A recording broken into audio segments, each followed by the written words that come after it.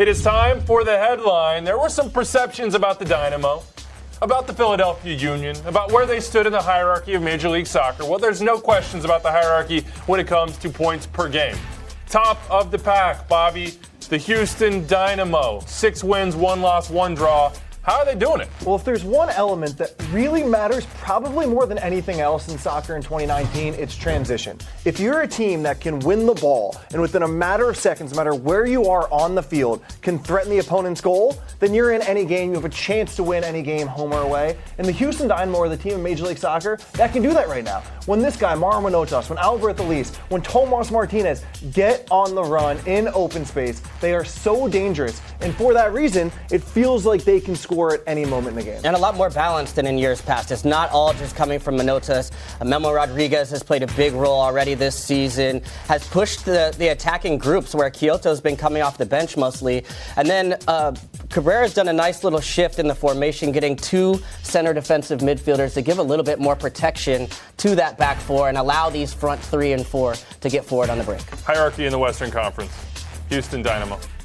Are they up there with the best? The record says they are, Charlie. The record says they are, but I'm not ready to go ahead and give Houston the claim to fame in the West. But you got to like this, right? I mean, they're spreading the wealth. It's not just Mauro anymore. That's all great, but you can't have 36% possession at home and think that's sustainable for the rest of the season. They have to be able to attack in different ways. They're too predictable. Everyone's going to figure out, just sit back, let them dictate how they're going to play the game. A lot of home wins so far for the Houston Dynamo. But you saw the distribution in scoring. It isn't just Mauro Manotas anymore. It's not just Alberth Elise. But I think your point about the midfield was spot on. We knew that they could get out in the open field and hurt teams. It was a question of when other teams would hurt them. It's not just about Cabezas anymore. There is balance. There's some depth. Yeah, they've got a nice shield. Boniek Garcia has been fantastic for them, playing a little bit more of a deeper role as he's advancing in age, 34 years old, but he is everywhere. He's still able to cover a lot of ground, win balls, and then be able to spring balls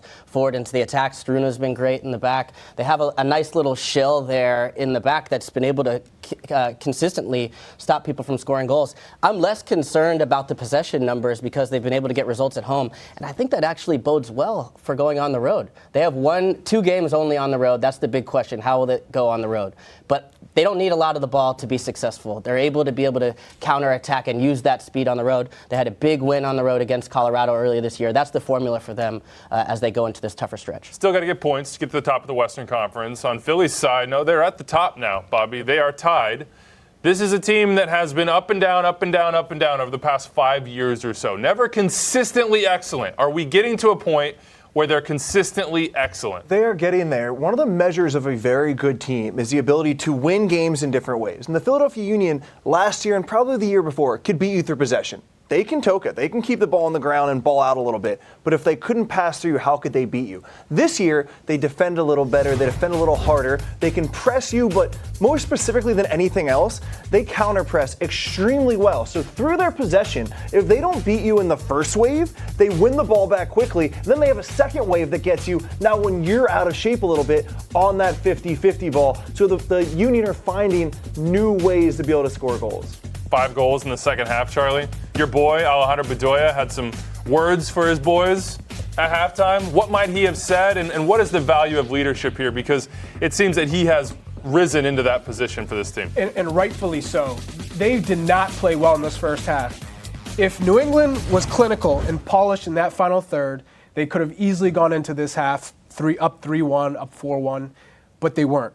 And so Bedoya went into that locker room. He's an emotional leader, and he's looking at these guys in the face and saying, "We need to play better. You need to give it more. You need to be more. You need to be stronger in your tackles. You need to win your aerial duels. We need to win the second balls. And if we take care of that business, the rest of the game will be easy for us." So when he looks at these guys, they're going to respond. They have a good mix of veteran presence in the locker room. They have youth. They have guys who have speed. They have guys who are up top who are strong. Shabilko up top. This team is built in the right way, and if they continue to play the way they are, this is going to be one of those teams that we look at in the end of the year being like, they have a chance to win it all. And Charlie, Bobby, you guys both know the best teams police themselves. Yeah. That you don't have to wait for the manager to come in and give you, a talking to say that this wasn't up to the standard that we've set for ourselves. The best teams will handle that. The best leaders, like you're saying, Bedoya, and then Jim Curtin can come in and say, hey, these are some of the things we want to shift things different. When we get the ball to Ilsinho, can we isolate him? Can we find him there?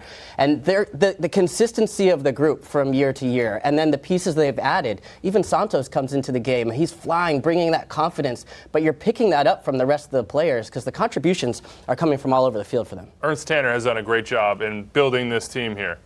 The big question, though, for both Houston and Philly is what kind of staying power do they have? Yes, they're having a great season right now, but we see in Major League Soccer, whether it's from Montreal or San Jose, whoever it is, things change, and it can change fast, Bobby. So which of these two teams would you say, come October, we're still going to be sitting here talking about top of the standings, great chance in the playoffs? This is the part of the show I like the least, Andrew, because we just talked about how great these teams are, but the truth is they might not be there the whole time. And if the question is, which team is going to stay at the top of the table throughout the regular season, I think it's going to be Philadelphia. One, because of the way they play. Charlie pointed it out. It's a little bit more sustainable and a little bit more trustworthy throughout the regular season to have the ball and rely on a team philosophy. Plus, they're in the East. The East is going to be easier than the West.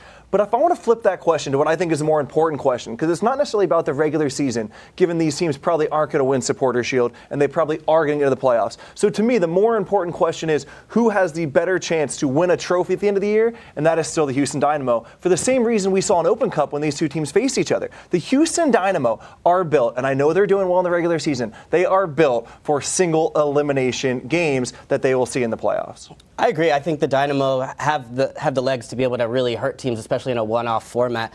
My big question for them is whether they're going to have all their pieces there still, because there has been interest in Elise, there has been interest in Manotas. If they lose one of those two guys, that suddenly changes the whole picture. And the picture for Philadelphia, the reason why I'd pick them is, to your point, similarly, I think the East is a little bit more wide open. Philly has the most consistency turned over.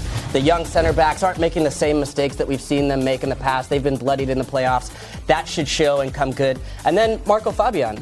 They're doing this ostensibly without him right now to be able to see what is the best of Marco Fabian. How does he enter into this team and add another little dynamic piece to the attack?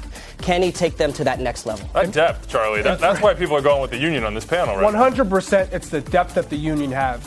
When you look at their front line, Shabilko, Corey Burke, Sergio Santos, then you have Fafa Picault, David Akam, Ilsinho, Brennan Aronson. It goes on and on. You can have an injury here and there, and the next guy's going to pick up the slack. Corey Burke can get stuck in Jamaica for the next 3 months with visa issues, and Shabilko all of a sudden has scored, I think, in 3 straight games. A guy that people probably didn't even know his name. Certainly they didn't know how to pronounce it 2 months ago, and here you are.